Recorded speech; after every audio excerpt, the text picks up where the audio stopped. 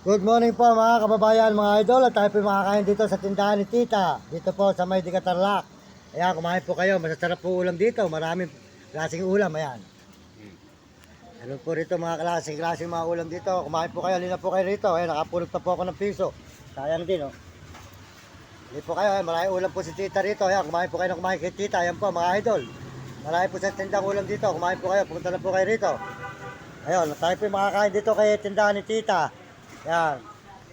Marami po, ayan, marami isang klaseng ulam. Ayan po si Tita sa loob, maganda para sa dalaga. Ayan, para po nakita nyo si Vilma Santos po, ang ating pong tita rito sa May. Pangalan nito?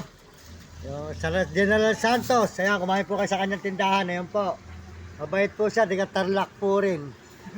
Tayo po naman ay di ka Baliwag, Bulacan. Okay, Kapampangan po, mga tamo kayo ni, kay Tagalog, kumain po tayo. Ayan, kay Tita. Ayan, Kapampangan po yan. Ayan, si pamangkin po bakla. Ayan, o. Digit kita pag ako sumahod na sa YouTube. Ayan. Ayan.